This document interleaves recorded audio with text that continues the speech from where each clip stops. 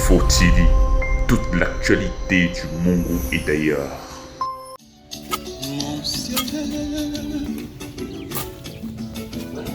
Il est 8 h à Melon. Habituellement animées par les activités commerciales, les rues de la ville connaissent un ralentissement. Pour ce jeudi propre, l'heure est au nettoyage et à l'assainissement.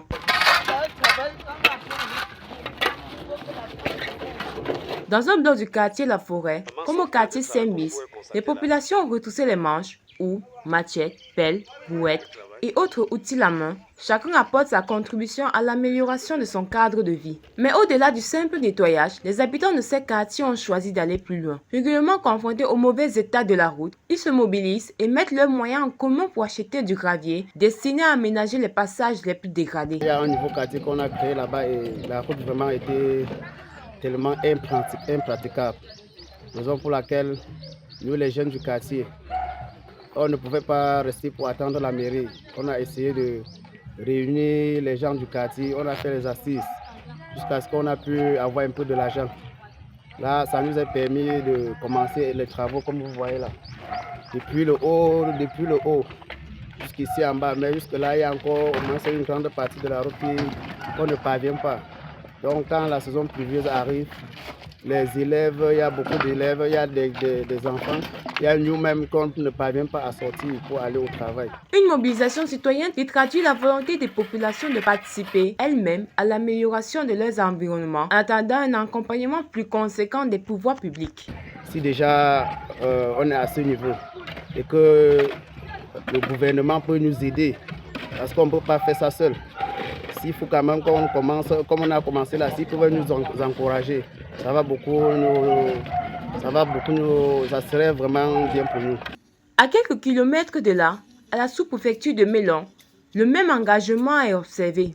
Le sous-préfet de l'arrondissement Blaise Biko est lui-même descendu sur le terrain avec son personnel. Machette à main, le sous-préfet et son adjoint participent directement aux travaux de défrichage des alentours de la sous-préfecture. Une manière de joindre l'exemple à la parole de rappeler que l'hygiène et la salubrité sont l'affaire de tous. Le meilleur exemple commence toujours par soi-même, comme vous l'avez constaté ce matin. Nous avons débuté la séance d'hygiène et de salubrité dans les services de la sous-préfecture. Ensuite, nous avons effectué une descente sur le terrain, question de remobiliser davantage les populations autour de cet objectif. Il faut noter que ce n'est pas la première fois. Depuis notre arrivée à la tête de l'arrondissement de Melon, nous ne cessons d'inviter les populations à s'approprier ces notions d'hygiène et de salubrité. Le chef de l'arrondissement poursuit ensuite sa tournée dans la ville. Sur le terrain, il va à la rencontre des jeunes stagiaires mobilisés pour le nettoyage des caniveaux. Au contact des équipes, le sous-préfet encourage les jeunes et insiste sur la nécessité de maintenir les ouvrages d'assainissement propres et fonctionnels, particulièrement en cette période où l'accumulation des déchets peut favoriser l'obstruction des caniveaux. Au contact des équipes, le sous-préfet encourage les jeunes et insiste sur la nécessité de maintenir les ouvrages d'assainissement propres et fonctionnels, particulièrement en cette période où l'accumulation des déchets peut favoriser l'obstruction des caniveaux. Il est bien vrai que ce phénomène résulte de l'incivisme des populations. C'est pour ça qu'en retour, nous invitons ces populations à donner le meilleur d'elles-mêmes pour que la ville de Melon soit propre. Nous tendons également la main à la mairie, et que nous félicitons déjà d'ailleurs pour les initiatives entreprises. En félicitant cette structure, nous invitons M. le maire à s'investir davantage pour que nous ayons une ville de Melon propre. Cette activité ne saurait être menée uniquement par l'autorité administrative. En collaboration, nous pouvons davantage faire ce qui est bien pour la ville de Melon. Même tenue de travail, même détermination, Blaise Biko descend ensuite dans le marché de Melon.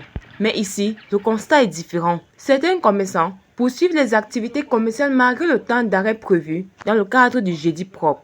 Face à cette situation, le sous-préfet interpelle les commerçants et les invite à respecter cette opération d'intérêt collectif.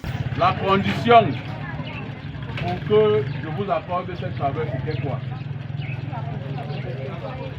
Mais qu'on nous veut à dire Regardons chacun sa montre. J'ai 9h48.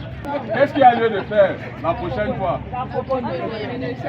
Non, il faut faire la propreté, mais on doit respecter l'heure d'ouverture. Un moment de sensibilisation au cours duquel l'autorité administrative rappelle que le jeudi propre ne doit pas être perçu comme une simple contrainte, mais comme une action destinée à préserver la santé publique et à améliorer le cadre de vie.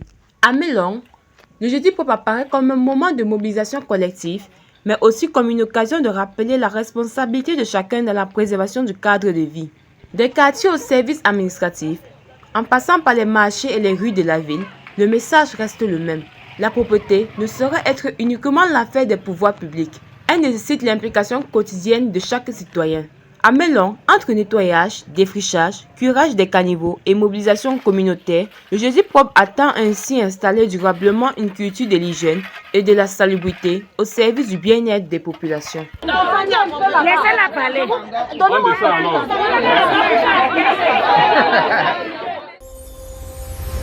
Melon Info TV, toute l'actualité du Mongo et d'ailleurs.